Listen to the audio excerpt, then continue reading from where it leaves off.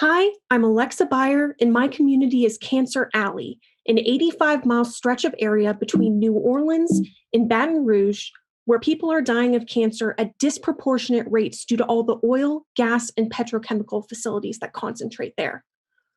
One analysis by The Guardian finds that if you live in certain areas of Cancer Alley, you're 50 times more likely to contract cancer than the average person. This is Sharon Levine. Sharon personally knows 30 people in the past 5 years who have died of cancer. The way she tells it, she was praying to God about what she should do about all the death and sickness in her community, and he answered her by telling her she should start the faith-based community activist group Rise St. James.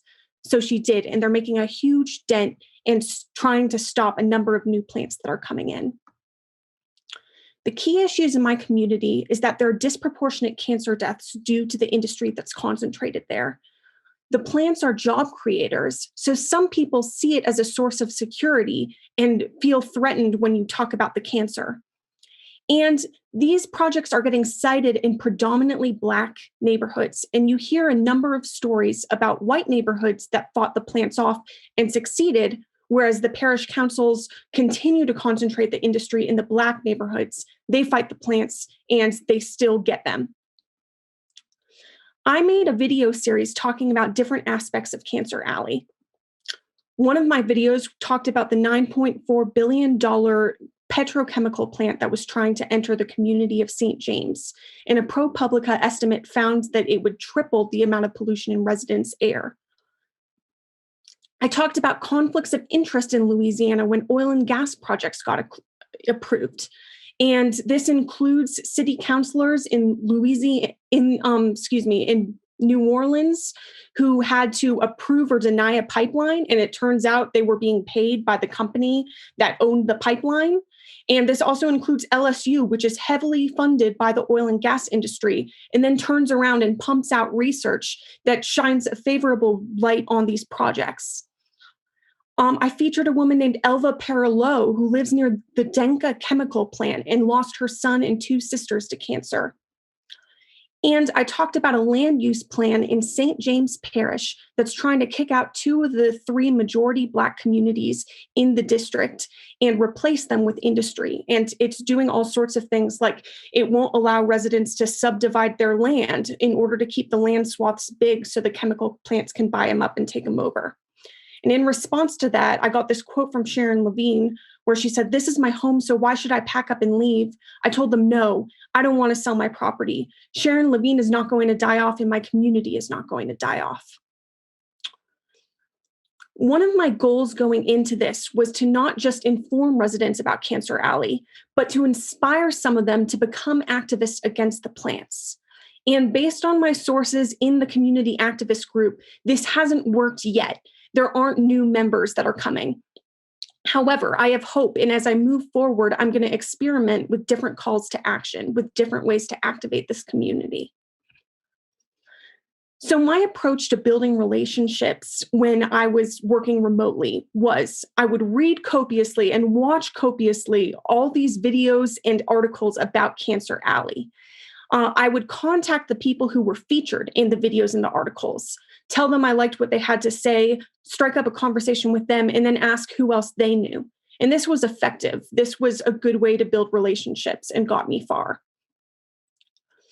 Overall, I got 42 page likes, just over 2,300 post engagements, 21 shares, 62 post reactions, and 50 comments.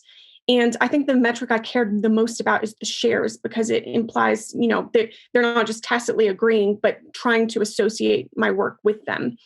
And at least one prominent member of the community that had been highlighted by another news organization shared my posts.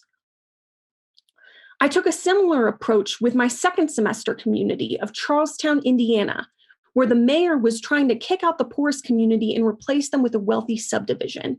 And he was doing a number of other corrupt things.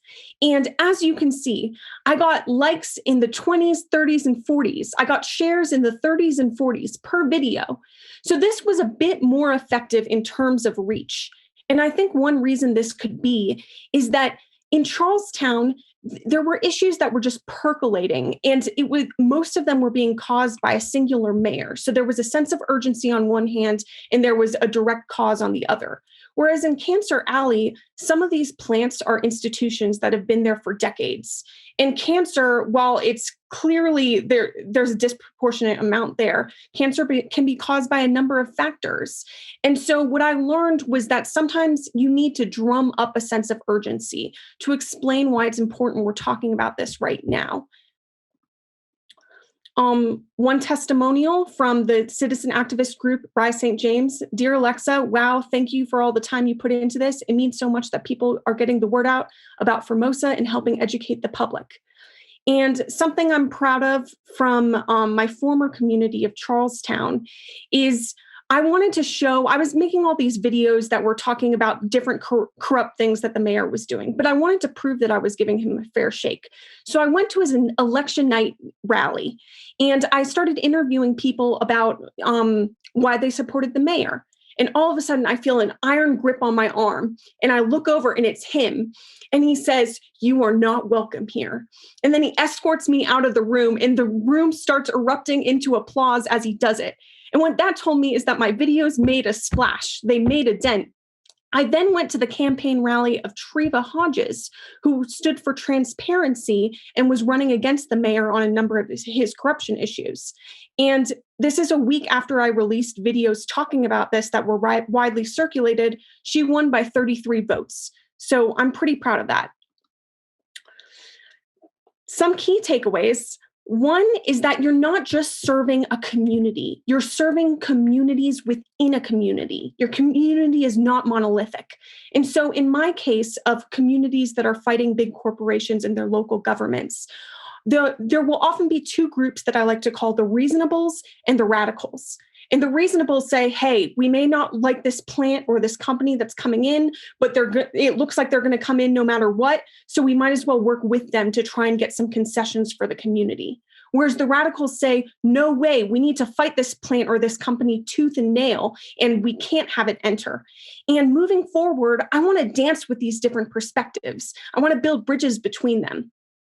I learned that it can be really helpful to partner with existing groups. The advocacy group, the Louisiana Bucket Brigade, which is fighting plants all over Cancer Alley, was really helpful in setting me up with contacts and giving me a lay of the land. And I think if I could do it all over again, I would have tried to form an even more explicit partnership with them where they talk about what they'd like to see videos on, and I make them, and in exchange, they post it on their page.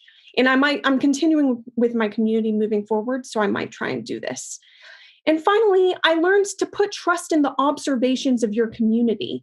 A lot of my community members are in a space where they get oil executives and company people telling them, no way, this cancer is not caused by us. It's a total coincidence. I've heard stories of residents that show up to meetings with oil companies where they hand out pamphlets on healthy living and healthy eating as if that's what's causing them cancer. And so traditional journalism teaches us to be like skeptical of your sources a bit and to always double check and triple check. And this is important. But I found it equally important to trust what my residents were saying, that something was amiss in Cancer Alley. Cancer clusters are notoriously hard to prove, and they're still working to prove it. But in the meantime, it helped that I trusted them. Something I still have yet to do is engage people outside of Cancer Alley who would still nevertheless be interested in the plight of residents of Cancer Alley, such as environmentalists and progressives. And so there are a number of things I can do. I can partner with environmentalist YouTubers or blogs, and that's something I plan to do moving forward. My concluding thoughts are that no community should be a sacrifice zone so we can have more plastics. No community should be a sacrifice zone so we can have more oil. And when we as journalists see communities that are being taken advantage of by big corporations and their local governments, it's our job to stand up and do something. Thank you.